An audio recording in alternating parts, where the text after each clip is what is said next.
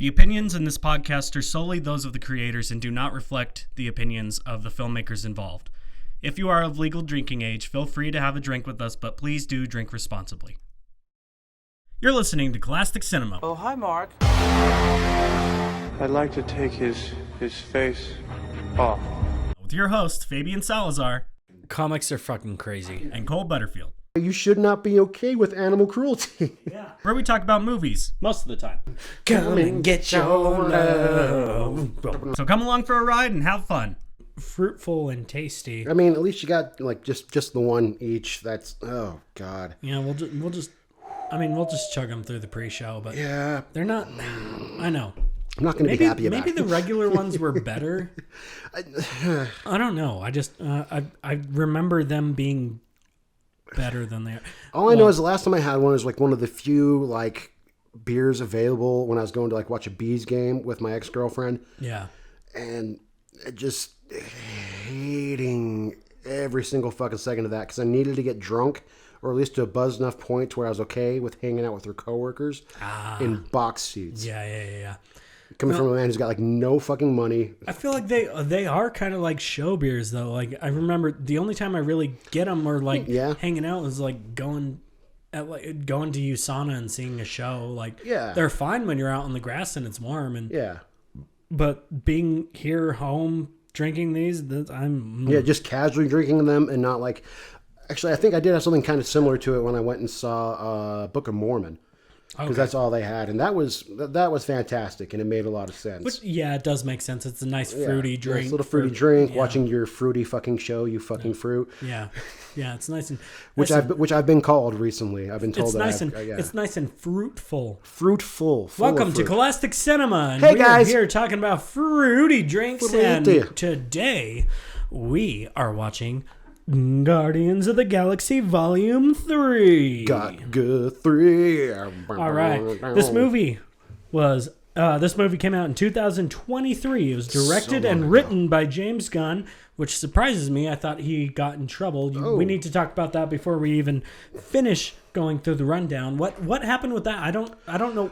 How did they give it back to him? So, from what I've read, how he was able to get it back after that tweet from so long ago is pretty much his handling of it and his apology, pretty much his handling of the situation and the fact that so many people were rallied behind him. Like this guy is not his tweet. He's a lot different. Yeah. And I'll agree with that because James Gunn is one of my favorite directors. Oh yeah. So pretty much it's just, and James, like, it's mostly how he handled the whole situation is how he's able to get it back. Like he wasn't like, kind of just like attacking everybody for attacking him and all that. He's like, look, no, this was a bad, dumb, stupid joke, a very offensive. That's not who I am. That's not who I am now.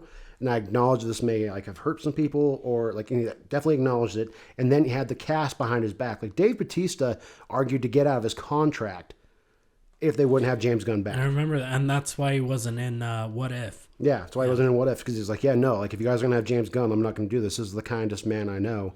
Yeah, and Dave Bautista actually is a respectable human being. Oh, incredibly respectable. What a delightful man. Fantastic fucking actor. Stupidly fucking fantastic. All right, before we continue, I got to find the sweet spot. Find that sweet spot. Hold on. In the microphone. It sounds like I'm a bit too thin. All right, that sounds way better, right? Thinner. Yeah. It doesn't sound like I'm talking from the backside of the fucking echoey goddamn room that I need to soundproof. All right, and back to the podcast. So anyway, so principles. Someone's got to have them. So this movie was filmed in Georgia and London. That's Georgia, United States, not Georgia, the country. And Georgia, the country. It's located in a continent. It's located in one of those things, I think. And London. I think I've heard of London. Maybe. Wait, London. Oh, it's that song by Fergie, right? London Bridge? I think so. They might be calling. Is London calling? London calling. I feel like there's a foggy day in London town. Yeah, something like that. Anyway, it was made for $250 million, and it made back $845 million. Oh, is that it? Yeah, that's it. It was Just shy of a bill? Just shy of $1 billion. And, all right. So, yeah, that's all I have for that's all I had. That's all you had for that part. That's all I had. So that's all I had for my pre-show notes. So what do you have to say about this one? I haven't seen it yet. You saw it in theaters. I saw it in theaters. It's one of the few times I ventured out of my house because, as longtime listeners know, I'm just an incredible recluse. And like Smeagol and I were pretty Would you close. say you're a brown recluse? I'm a brown recluse. Poisonous. Or venomous. Venomous. I never know the difference. Don't let him bite you. Don't let me bite you.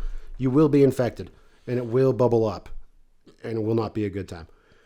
But okay, it might be if you're into that. I mean, it'll definitely be a good time. I'll make it worth your while.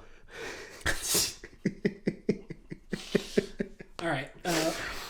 Okay. First of all, with this movie, this is clearly the third installment in the series after a movie that nobody, as far as I can tell in the comic book community, everyone was really confused about why they'd make a Guardians of the Galaxy movie. Right. Besides the fact that Marvel owns the rights to it. I mean, yeah, but even then, like this, before it came out, it was so incredibly, like, I don't want to say obscure because there's a lot of fans of the cosmic Marvel universe, but like nobody is like really like going to bat for the Guardians of the Galaxy. So it's interesting that they choose to make that before they were really established. Because now they can make whatever the fuck they want. Like they can get away with doing Moon Knight, who is also incredibly obscure. Like they can. Yeah, the only reason I knew Moon Knight was from fucking Ultimate Avengers, the Xbox game. Yeah, and even then, like, nobody cares. I still didn't know who he was, Exactly. but he was a playable character. Exactly. So it was interesting that when they started this off, they were able to. Yeah, it's crazy how.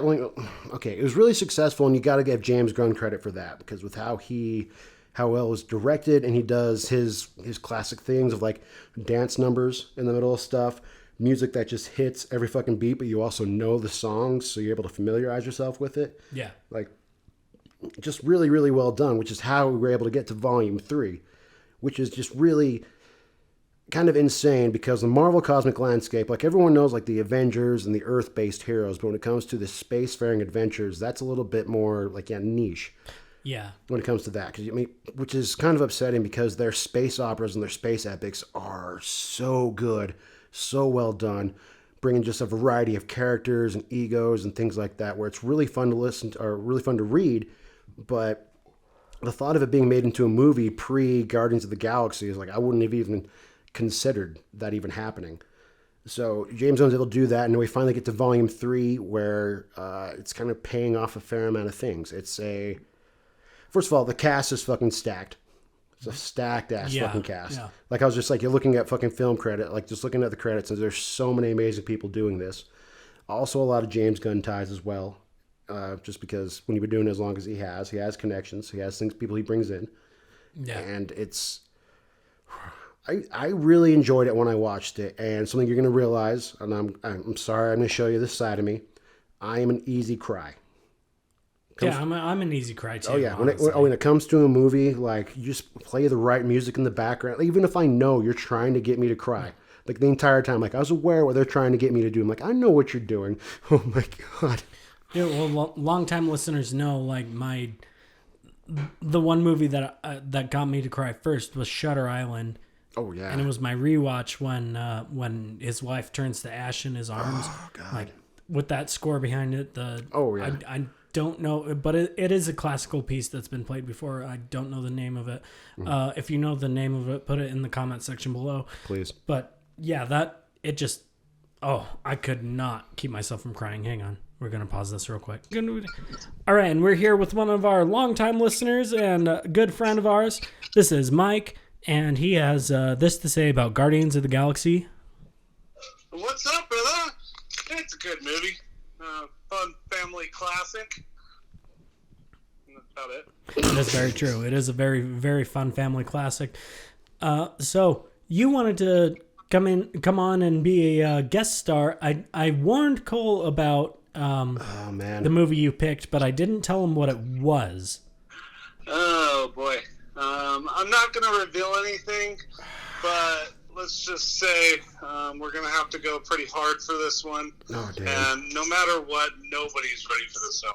Oh So man. that's all I'll say about what I picked. I warned him. I told him we're probably going to have a small bottle of whatever liquor for each of us. Like, I'll have one, he'll have one, and you'll have one, and we're just going to be pulling shots off of it watching the movie. I don't know about this whole small thing. All right, I think in the next little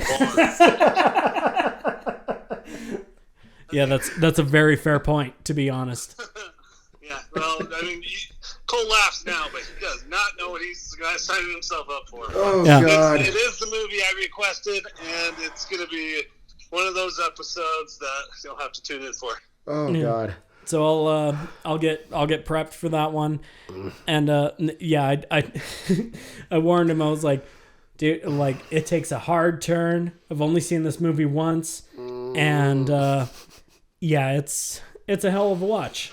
Fabian asked me, is like, hey man, I want you to guest presentation. What movie you want to watch? Immediately, first choice, this one, and you can't tell anybody. It has to be a surprise. Oh god damn it. I was telling him that today. I was like, like you said it, you like cut me off. Saying, I was like, what movie do you want to? Boom. I'm like, oh, that would be a fun one. You're like, no, that's my pick. I'm like, you're serious? It's not going to be fun. It's not going to be fun whatsoever. Oh god damn. It's going to be painful. And we're all going to be silent at the end. So I don't those know what kind of dialogue we can add at the very end, but we'll come up with something clever.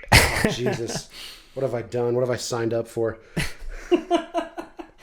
yeah. Next episode's going to be a very, very fun time. Tune in, and we will have that up as soon. That was Mike. He is going to guest star our next episode. Mike. All right.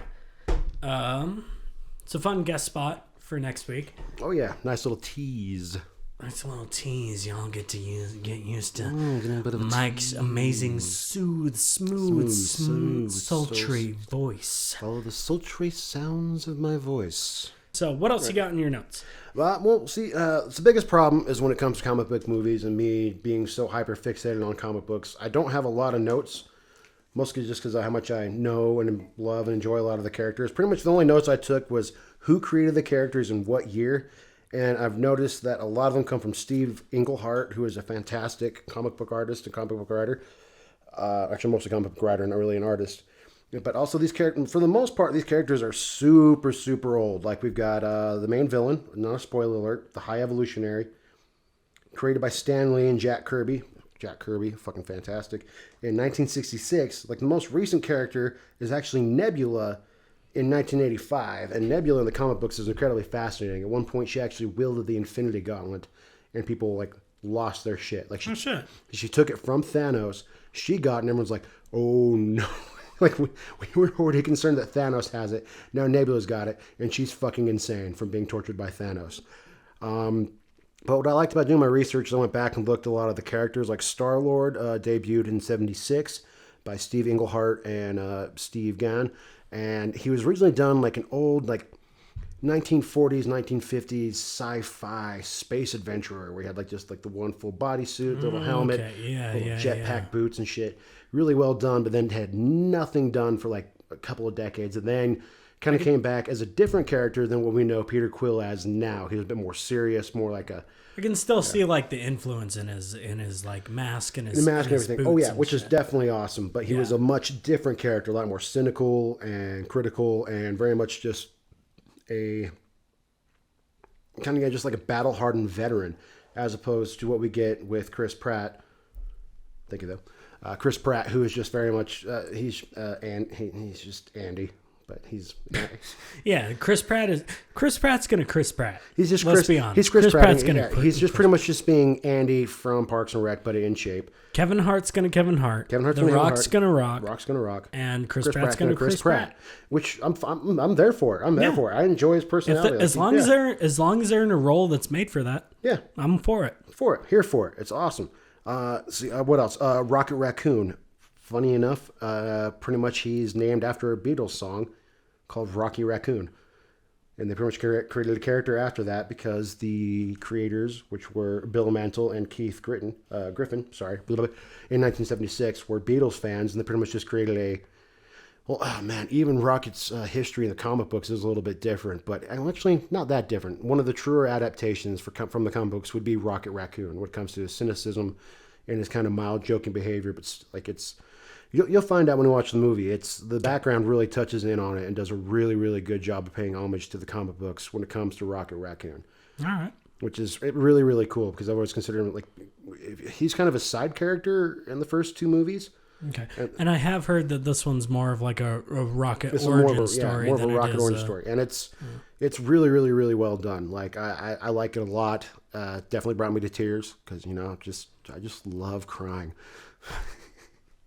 Just a sad, sad boy. Just such a sad boy. What else I got? Groot. Groot is probably the oldest character, kind of. He was originally made in 1960 by Stan Lee, Larry Lieber, and Jack Kirby. Where originally he was just like a big, forest monster from another planet. And they kind of did do much of him for a while, but then they started doing something. That's how we get the Groot that we know now, who's a floral colossi from a planet full of floral colossi, which were, weirdly enough, given Groot's benign behavior, are actually incredibly violent and warlike tree people, like the exact opposite of Ents. You're crossing your fandoms here. Crossing my fandoms, man. That's right. Cole dips his toes in many things. Many things. Many things. Oh, I'll dip my toe in there if you ask me to. I won't like it, but I'll do it. Or also, even more, when doing research, you've got Drax, who, Jim Starlin. Jim Starlin purely did him, and his character in the movie is a bit of a departure from his actual comic book counterpart, but honestly, I don't mind it. Pretty much he was kind of like a human named Alexander Douglas who was killed by Thanos and then got reincarnated as a being whose sole purpose was to kill Thanos. So he's aware Thanos is at all times. Whereas this Drax does not. But he still wanted to take out Thanos. So it's kind of got that. He still wants the revenge for his family. Yeah. Which is weird because then it leads to his daughter becoming Moondragon, who's one of the Celestial Madonnas. Oh, yeah, so he has a daughter who plays Moondragon, this insanely hot, bald comic book character. We're getting super, super deep in this. Is what happens when you bring Cole for a comic book movie. I'm pulling out obscure shit. And those of you who have been keeping track, this is a solid 6 minutes of just comic book comic book lore from Cole, so maybe take a chug. Take a chug. Maybe not a 6-minute chug, but definitely take a chug. Definitely take a chug. Especially since I use the term Celestial Madonna. Yeah. Which there have been several in the comic books. One of them actually was supposed to be Mantis. Oh. Mantis was supposed to be a Celestial Madonna, and her comic book history is fucking insane. It's involved the Kree, but then the Kree wanted her to have more of a human background, so they made her go to Earth, wiped her memories, made her a Vietnamese citizen, even though she was already technically kind of Vietnamese based on how she looked. And she pretty much goes through several lives. She's able to pretty much reincarnate herself from any planet anywhere. Her entire psyche's been split apart into 5 different people. At one point in time, she had a relationship with Vision. It's when reading Mantis's history, you realize just the insanity that is comic books and comic book logic, and you can kind of understand why people are a little iffy and a little shy on getting into them. Let's take at least a quarter of that and put it into a movie. At least I would easily watch if they did anything like that, a Mantis origin story. But as a way kind of tying it in, this movie does deal a lot with the holiday special, the Guardians of the Galaxy holiday special. Which I also haven't seen. Yeah, I haven't seen it. I didn't even know what fucking happened. I didn't see any advertising for it. Only found it out after I watched the movie. I'm like, okay, did I miss something? That's a good question. Do we watch the holiday special before Guardians 3? I wouldn't say no. Depends on how long it is, though. I don't think it's that long, and I actually hear it's actually good. Okay, we'll check out the timestamp, and we'll let you know after the break. I'll let you know if we can handle that much movie. Also, let us know what you thought about Guardians 3 in the comments. Oh yeah, please let us know. Speaking of more characters, actually I'm going to speak more about characters. So a big thing for listeners to know behind this movie, there is a little bit of I don't know necessarily backlash, but wariness about animal cruelty. Yes, I've heard a lot about that. Yes. So my biggest problem with that is that they are all fake animals, and the CGI behind the cruelty isn't the best. That's probably why they stopped putting in the movie, was showing off. You'll see when you watch it when it comes to animal cruelty. Yeah. The animal. Well, I mean, nobody's really gonna torture animals for a movie. Let's not. Maybe in the 70s. Yeah, it's like, this isn't the 70s anymore where nothing happened. Oh, that's what happened in the 70s. That's what happened in the 70s. Oh, okay, we finally figured it out. That's the big event. Couple of events later, okay, we now understand what was going on in the 70s. That's what. Okay. Yeah. So they were torturing animals and nothing else. Torturing happened. Animals and the actors and calling that acting.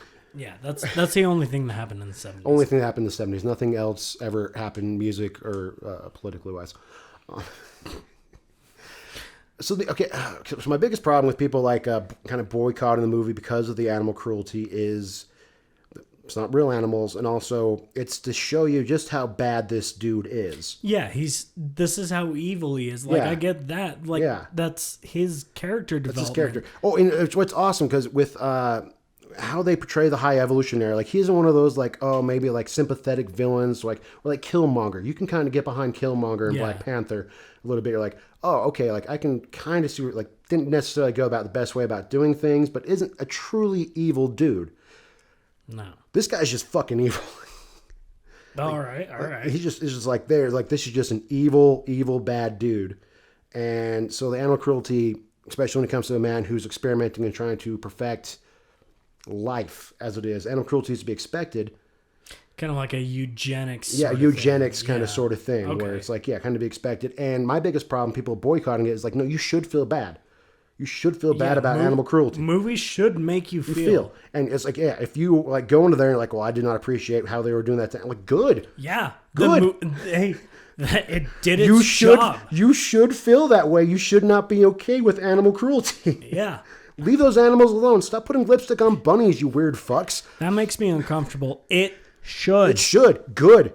You should feel uncomfortable. This is a bad, fucking terrible goddamn thing. I don't like anything that makes me feel a certain way other than happy. No. This will definitely pull your heartstrings and make you feel certain things, especially with these characters we've grown to know and love. Okay. Like, it'll definitely make you feel that. So that's my only problem with people's complaints and boycotting it about the animal cruelty is they're not real, and you should be upset and mad about animal cruelty. It's also, this is a true villain, like a villain. Like, this is just a bad dude. He's not sympathetic in any way. No. And he's portrayed so well as a guy who's just like, no, I don't give a fuck. Like, he's got like a god complex, and he's just. Brief little spoiler for you. There's a line where somebody said, like, he's like, "There's no God, so I stepped up." Oh, damn. Okay. So we're dealing with a bad dude. Okay. A bad dude, and you should feel bad about animal cruelty. So it's honestly, it's been I don't know what the last movie was, but it's been a while. Like, maybe Thanos, but even then, like. You can kind of find some redeemable qualities in Thanos. You can still think, especially when it comes to him sacrificing Gamora for the Soul Stone. Yeah, and like the message is like, there's too many of you. Yeah, we're gonna go extinct. There's not enough. There's not enough. Half of you gotta go. There's too many people suffering. Yeah. So it's been a while, and I can't remember the last one since Marvel's come out with a movie with a bad guy that is just a bad guy. Yeah, I mean, he's like, if you just go with a bad guy, he has no sympathetic qualities. He's just a villain and is evil. Yeah, you're just gonna hate this dude. Like Loki, they turned around, started making him a good guy. You can get behind him. Thanos is a little bit sympathetic. God damn it. The Winter Soldier, sympathetic villain as well, ends up turning around. Killmonger, sympathetic villain. Yeah, they have a whole bunch of those, and then they also have some like generic, just like basic bad guys like Darren Cross and Ant-Man and stuff like that. Yeah, and like Jebediah Stane. Yeah, Obadiah Stane. Well, Either way. Even then he's just like corporate greed manifested. Yeah, and it's like, yeah, he's a bad guy, but also he's Jeff Bridges, so how much can you hate him? Right, and it's like he's evil, but he's just like a one-off villain. Yeah, fine. Him, but, Whiplash, from Iron Man 2, that crappy movie. Yeah, but even Whiplash was like, he wanted revenge against Tony. Yeah, like he's still like, you can understand why. Like they want like all the villains in like Spider-Man, No Way Home. Homecoming, No Way Home. Spider-Man, Far From Home. Yeah, dude, fucking Homecoming. My God, Michael Keaton. Holy shit. Yeah. It's weird that he started off as a comedic actor. He was a stand-up comedian. He's a stand-up comedian, comedic actor, and just his drama balls are fucking insane. Yeah. He's so goddamn good. But yeah, no, this is just a true... And that's a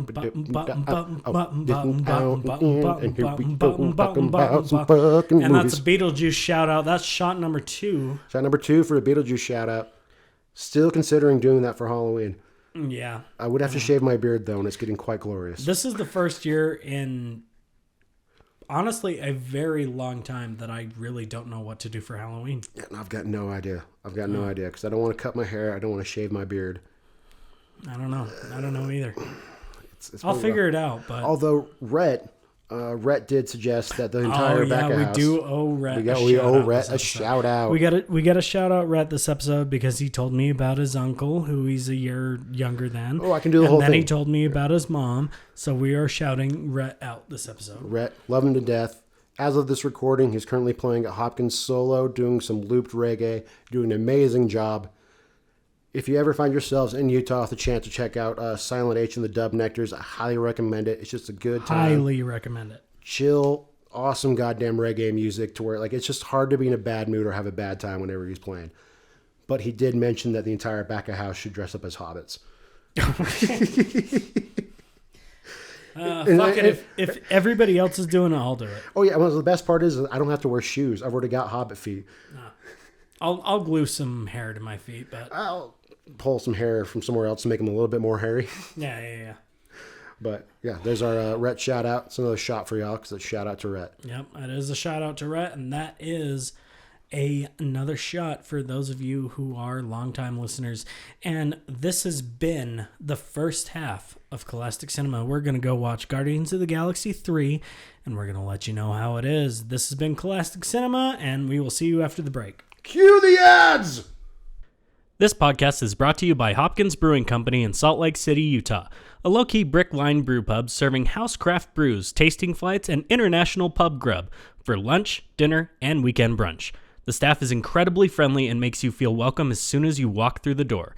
They offer live events such as music and bar trivia.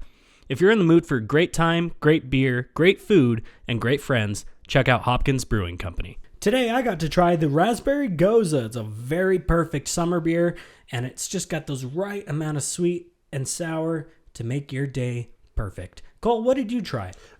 Today I had the Pine Mountain Pale Ale, a delightful, smooth pale ale with some delightful notes of pine to kind of tickle and tantalize the taste buds. I thoroughly enjoyed it. Come and get your love.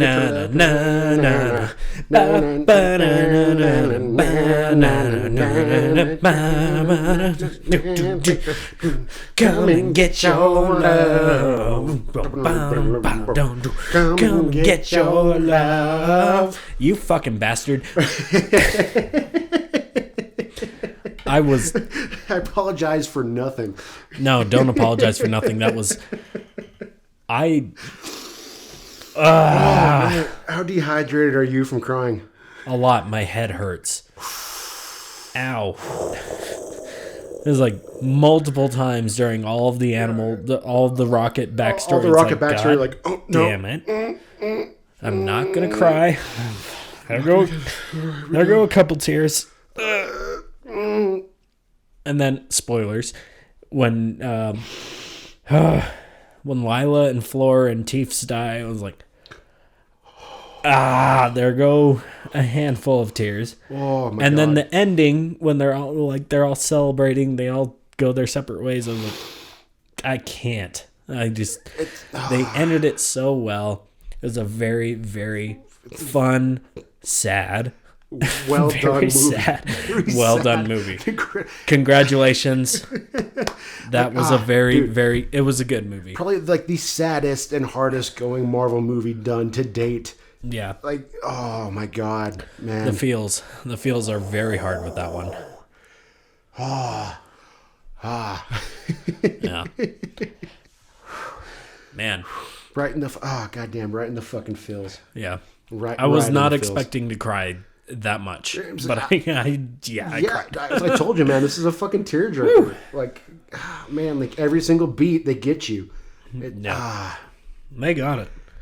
That was No, I was the movie. I'm just sitting there like, all right, where's the Nathan Fillion cameo? Where's the Sean Gunn?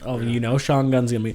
All right, where's the Lloyd Kaufman? And then it's just like through it. It's like I can't even focus on the cameos. This is sad as fuck. I was like, oh my god, so much goddamn heart and feeling behind all of it. I can't even bother looking for the James Gunn things.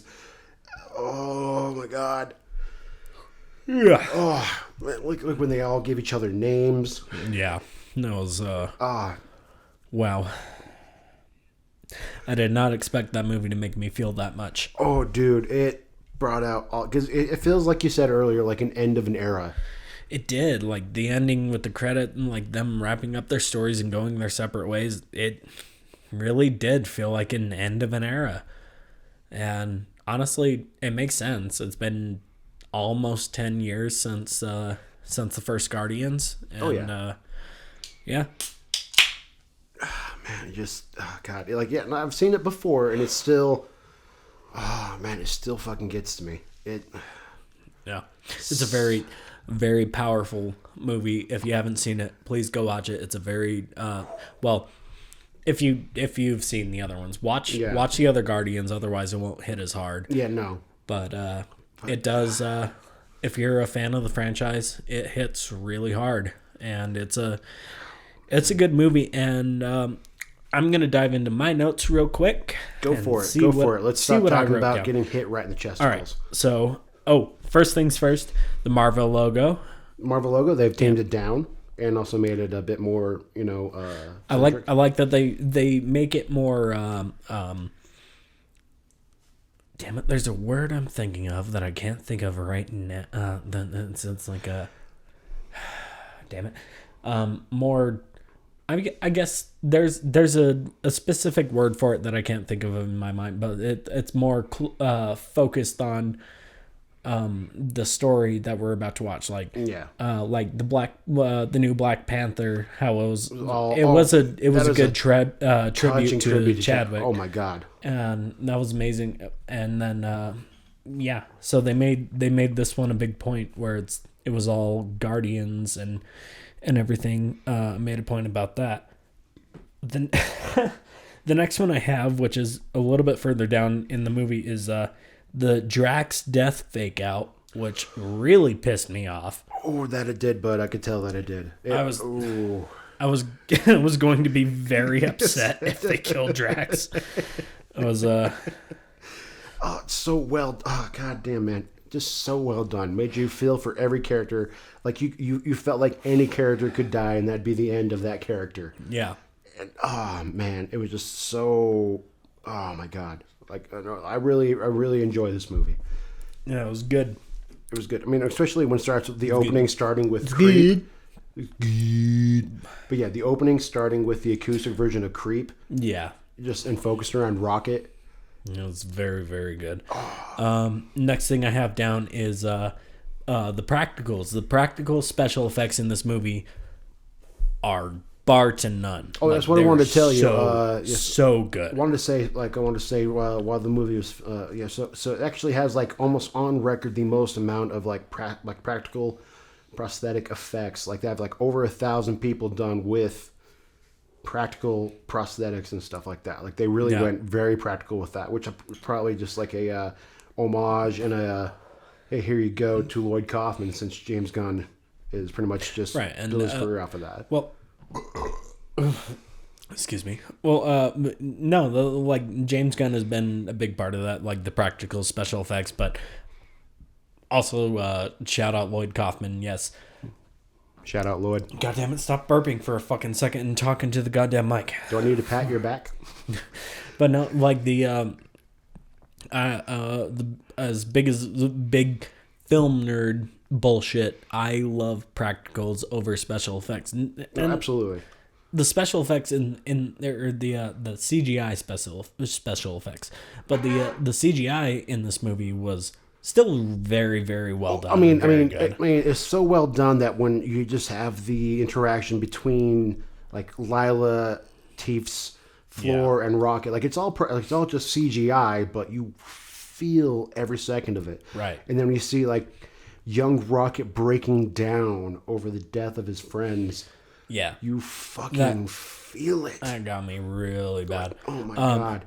But yeah, I still would argue to this day, and this is still where I stand, is the combination between practical and CGI special effects is where the bar needs to sit. It was like use practical effects and then put some CGI on top of it to accentuate like the features. Well, it's like Jurassic Park. As like much Jurassic as you Park can. in 1994. Like a lot of practical effects. Like they made a whole robotic T-Rex, but it's minor CGI to fill it in. Right. But really, really, that's where the money is. Exactly. That's where the money is. It might be a little bit more cost effective, but it's going to make your movie look the best. And also just fork out the money for the people who can do those kinds of things. Also fork out the money for the writers and the writers actors. And the actors. We stand with SAG-AFTRA. Stand. We stand with the writers' strike. These and motherfuckers are doing SAG-AFTRA. Hard goddamn work. I mean, I can't even imagine what this movie would be if it was pure fucking AI. This is. It was just so fucking beautifully and well done. We here at Cole-astic Cinema stand with the strike. That we do. And you need to be paying the people who are making you money, it's a bare minimum unlivable wage. Pay them more. Really not asking for much. The next I have in my notes is sad. Which, this movie. This is an incredibly sad fucking movie. It is. It's a pretty sad movie. But it's also good. It's got right in the feels. We talked about the feels. The next one I have written down is the Space Lament configuration. the high evolutionary ship is just a giant space lament configuration.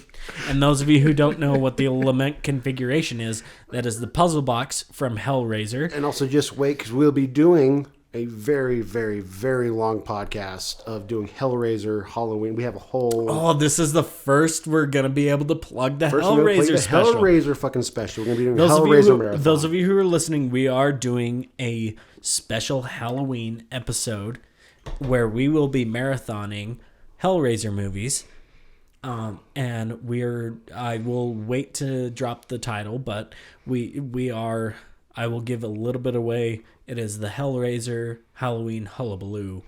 Hooah. And there's a lot more behind it. It's such a great title. Jesus Christ, kid. I had to sneeze.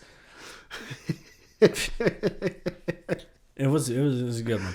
But we will be doing a Hellraiser Halloween marathon for those of you. That's 2 teases in one episode. That is 2 teases in one episode, but we are getting into the spooky season. We're getting the spooky season that's coming up. And longtime listeners know that Halloween is my favorite time of the year. Same here. It's the most wonderful time of the year. And that's Halloween. And what is this? What is this? What is this? What's this? There's magic in the air.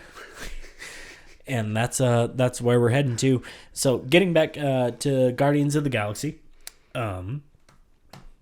Let's see, what else do I have? Oh, convenient. A lot of convenience. There is some convenience. Mostly with their dealing with space.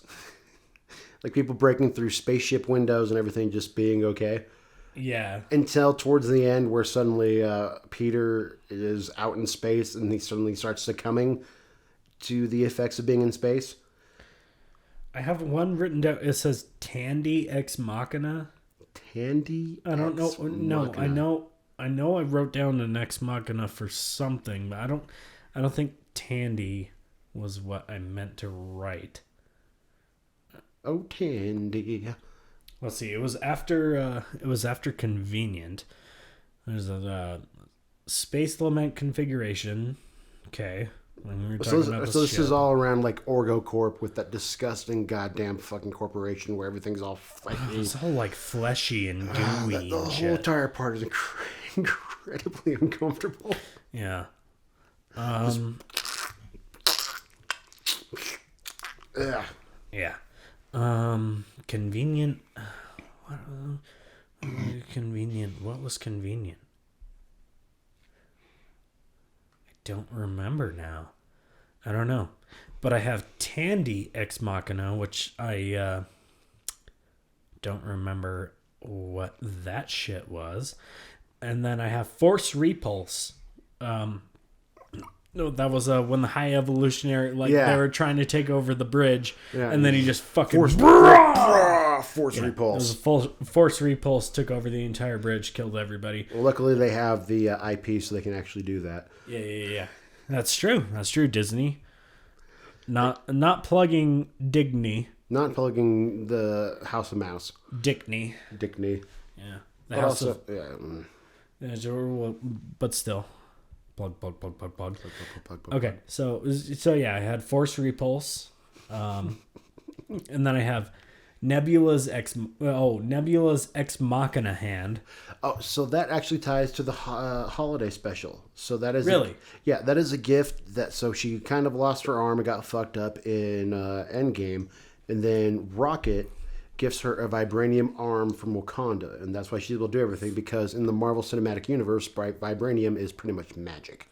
Right. It can do anything. It can do anything. So that is why she has that arm, is she got it from the So the holiday special really does tie into a lot. And so, sorry y'all, we didn't watch the holiday special. This is a 2.5 hour goddamn And apparently during it explains how Star-Lord and Mantis are siblings. So how they're siblings, because... such a fucking nerd. So go for it, because I didn't understand. Okay. So let me straighten up. Actually, so how they're related in the Marvel Cinematic Universe is Mantis is a product of Ego in Volume 2, going around and pretty much just fucking everyone on any goddamn planet. Right. I kind of got that. Yeah, she is one of those, which makes her related to Peter because their father is Ego. Right, and I could guess that's like. She has her empath abilities, which he is like, oh well, I can't just scrap her. She's useful. At least. She's able to help him out like she does in Volume 2, where she's pretty much just a part of a guy who's just going around and committing like mass genocide and mass genocide and mass women fucking. Women fucking, pretty much just. Like Genghis Khan. Yeah. And supporting so that. Ego is Ego is the Genghis Khan of the Marvel If universe. Genghis Khan went around and then started killing everybody that he deemed not worthy of carrying his DNA. So just Genghis Khan then? Yes. Even though a lot of people can still trace their patronage, their ancestry. There's like to 1% of Asia is completely just fucking of Genghis Khan. Yes. It's pretty much that. So that's how they're related. Yeah. But because of the whole everything they went through for Volume 2, they kind of bond over that, and they're more siblings than anything else. Okay. So next thing I have down in my notes is throw some cheese. Throw some cheese. There was some. Oh, is that when they pulled out the bit of Orgo core and like tossed it, and there was a whole bunch of? No, that was ham. Oh, that was ham. That was ham. It was more spam. That's when I yelled. Spam than that's ham. when I yelled, "Who wants some ham steaks?" But no, throw some cheese was something cheesy that happened. This is way later in the movie. This is my second to last note. So you're actually just invested in the film. Yeah. So it was something about like throw some cheese, like it was very cheesy, like it was very cute. Second to last note, was it when Rocket decides to not kill a high evolutionary because he's a freaking guardian of the galaxy? It was close to that, but no. Or is it we save everyone because we're the guardians of the galaxy? Might be that. It might be before that. Is it throwing some cheese because they decided to save some kids? Oh my God, are you against saving kids, slaves? No, what was it? What was throwing some cheese? You got to be more specific with your notes. My next note was face. Oh, with the face. Yeah, the face. Off. We'll talk about the face off. The intro. Let's talk about the face honestly, off. This season's intro works really well for this goddamn fucking movie. Let's take the high evolutionary's face off and see just how much he got fucked up by Rocket Raccoon. Yeah. Holy shit. Yeah, he did a number. I did not expect them to go that hard with that. They went so hard for this movie. Whoa! It's like, oh my Holy God. Shit. Jesus Christ. What do we do? Oh my God. All right, we're going to push that fucking PG-13 rating, buddy. Look, James Gunn is leaving for the DC, so let's just fucking go ham. Let's add an F-bomb in this movie. Oh my God, I fucking love that F-bomb. It was so much out of nowhere, but also so fucking perfect. It was improvised. It works so well. Oh yeah, it was completely improvised. Chris Pratt's just like, just open the fucking door. Now open the fucking door. No, that's perfect. Go push down on the button. You're clearly pushing on the keyhole. Just push down on the button. Push down on the button. Just open the fucking door. No, it's perfect. That is if you're gonna get away with one F-bomb in a PG-13 movie, that was perfect F-bomb. That was it. It's not highlighted. It's not like it comes out of nowhere. Now open the fucking door. Just fucking perfect. It was perfect and it was brilliant. Oh my God, man! Like I really like this movie. So going back to my notes, first of all, it starts off with acoustic creep, which is already lets you know where the tone's going to be for the entire fucking movie. It's pretty much just like Rocket dealing with the fact that he is weird. He's different. But he's never going to really like say it and like belong. He's not going to feel like he belongs. Yeah. And so it's like until the very end. I don't belong here. Yeah. But also ties in with the rest of the Guardians because they're in very much a state of unrest because you've got their leader, Peter Quill, dealing with the fact that the woman he loved was killed and now there's a current version of her existing. But she's from the past. She's a piece of shit. Oh my God. Gamora is such an asshole in this movie. This is like one of the purest portrayals of Gamora in the comics. Which makes sense. Like, dude, I'm not gonna lie.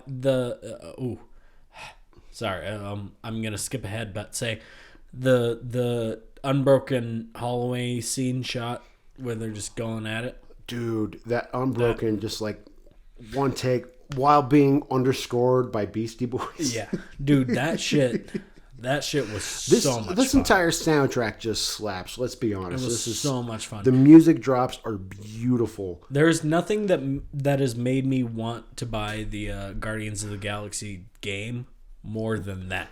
Oh, it's an awesome fucking game. It's such a good goddamn game. I'll be honest. Yeah, that scene was like, let's fucking go. Like, I could go with this.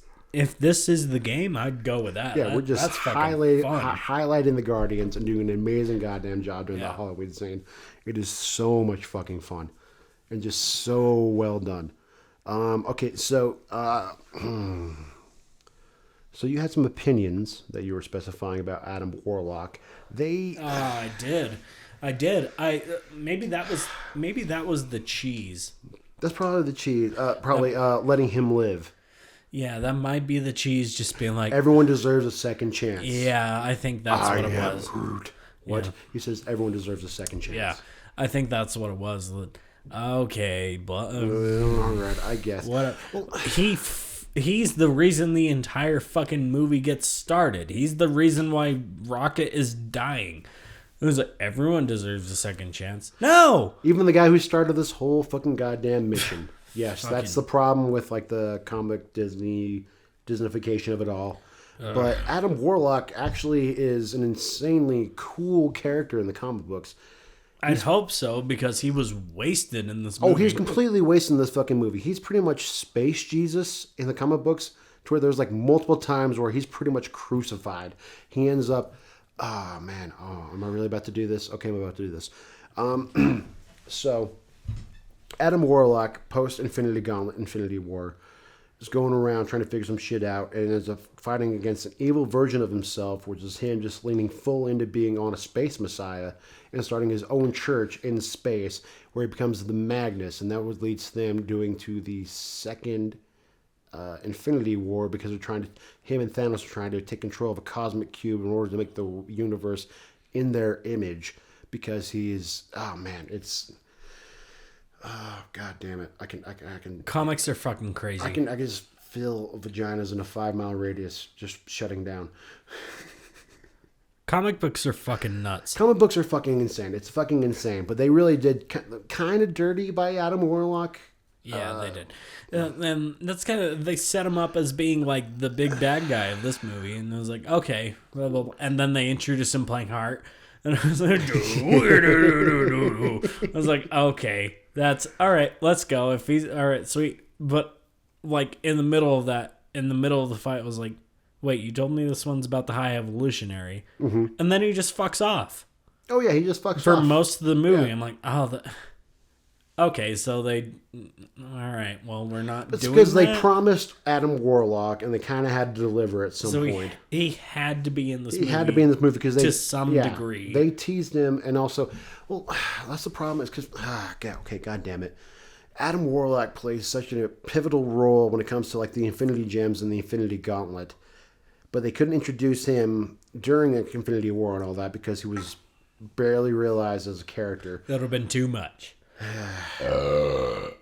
Just, okay. That would have been too much going in. Yeah, too much going in, which, I mean, it's weird that they show that much restraint when it comes to Adam Warlock. We're like, yeah, no, let's just go multiverse and Skrull invasion all at the same time. Well, like, also, like, with everything that's coming in, Phase 4 is over. Yeah. But like Phase 5, Phase 6, whatever the fuck they're planning, like they still have plenty to work with him in the future installments. And oh my god.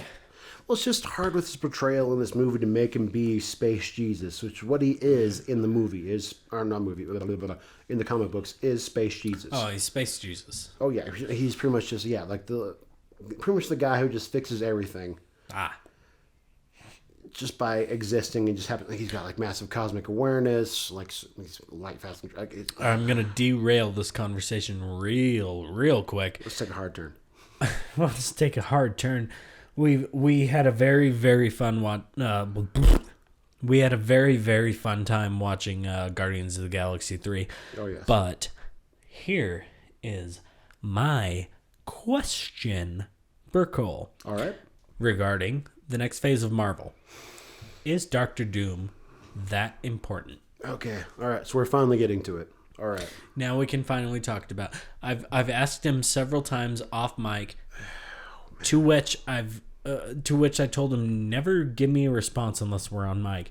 But is Doctor Doom really that important? Doctor Doom. Okay. First of all, Doctor Doom is an amazing character. We're talking about a man. Well, I don't deny that. Well, okay, so here's why he's important to the Marvel Cinematic Universe. We're talking about a man, so, okay, first of all, he's the main villain of the Fantastic Four. Fantastic Four is Marvel's first family, which started everything off.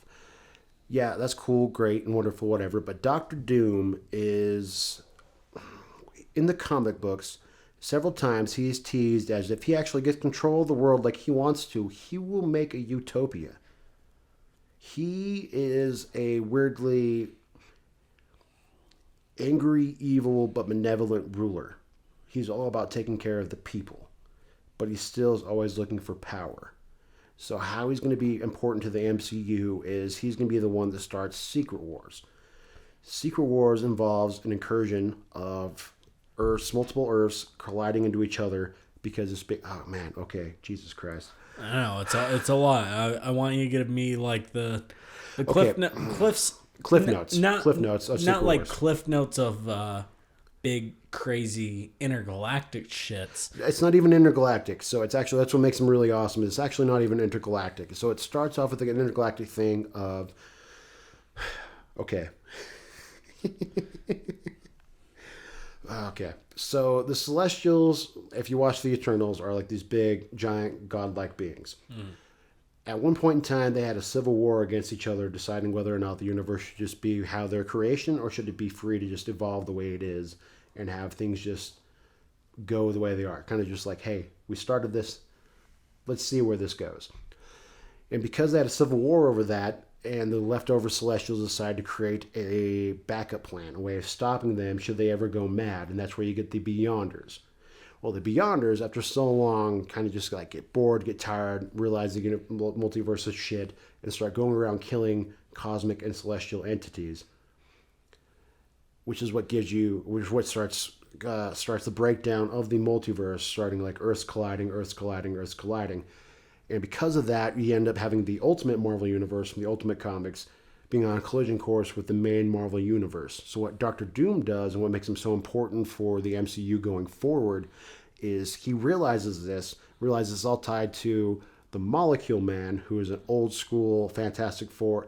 This is a man who has the ability to just warp reality at any given point in time.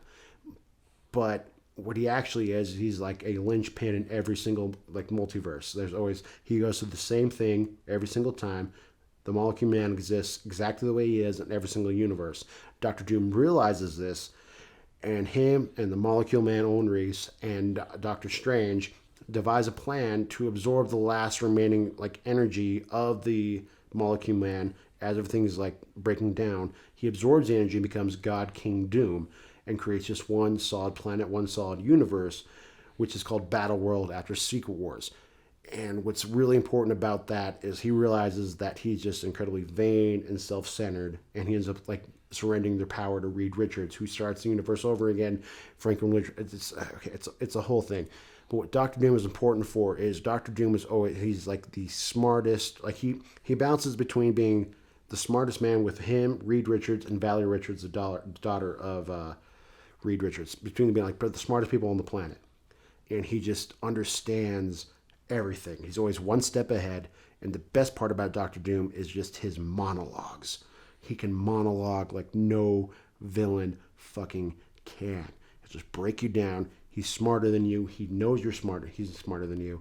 And he's going to be really important. That's why they really have to cast him well if they're going to do what they plan on doing. Right, they gotta look towards like somebody like Josh Brolin, and they gotta have a. He'd be like a let's fucking go. Yeah, fucking go. Like he'd be a villain, but also like not a villain. So let's think about it.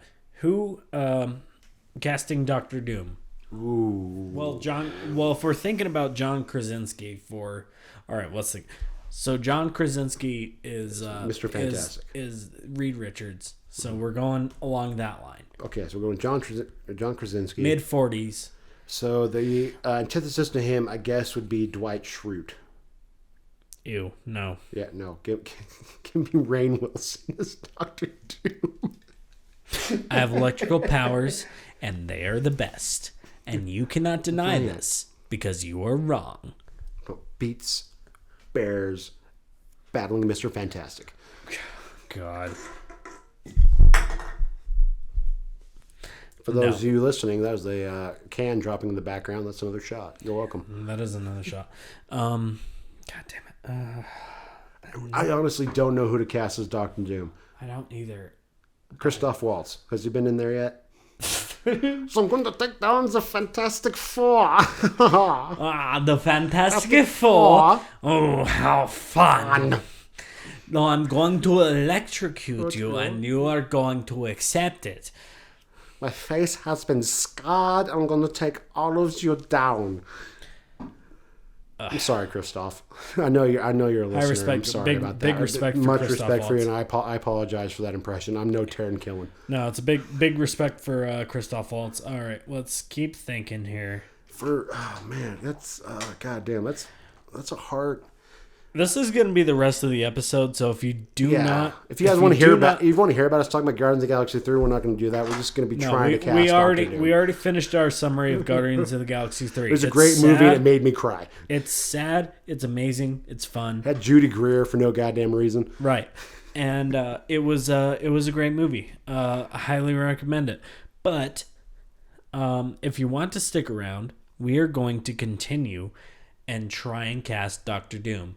And again, if you have better recommendations than we do for Doctor Doom in the new Fantastic Four movie that is to come in 2024, please leave a like, share, and subscribe, and a comment. Is Christopher Lambert still alive?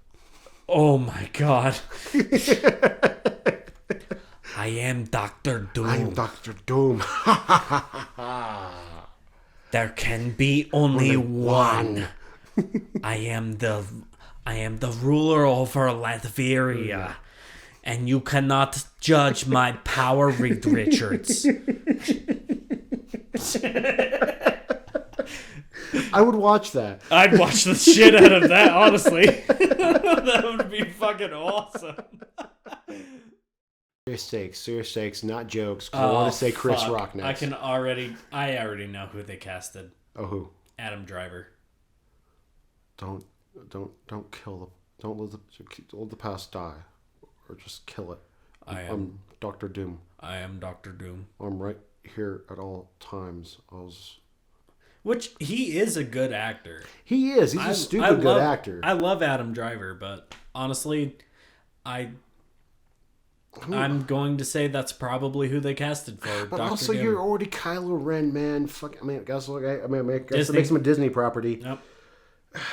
But just, It's gonna be those of you in the comments. If Adam Driver is casted as Doctor Doom, you have to take a shot. But if he's not, I will take a shot for every person that voted against Adam Driver being Doctor Doom.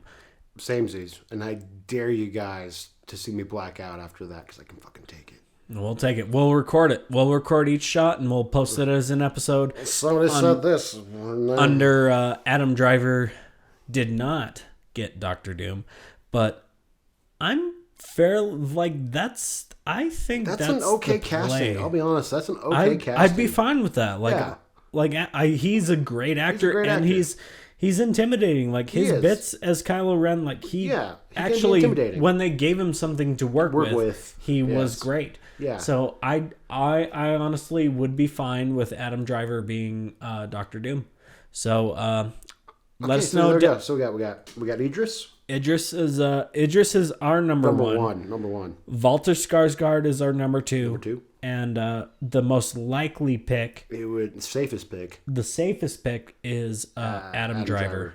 So I guess we'll see as soon as they announce the Fantastic Four movie casting and Secret Wars and Black Panther 3 Doomed Nation. So we'll see with that. And next time we'll see you for a surprise movie. Surprise movie that I know nothing about, and I'm so incredibly worried. Cole's incredibly worried. God, I don't know. It's going to be a very, very, very long night. Jesus Christ, guys. That has been Cole-astic Cinema. Love you. Thank you. Like and subscribe. Show it to your friends. Much love you. And we'll see you next time.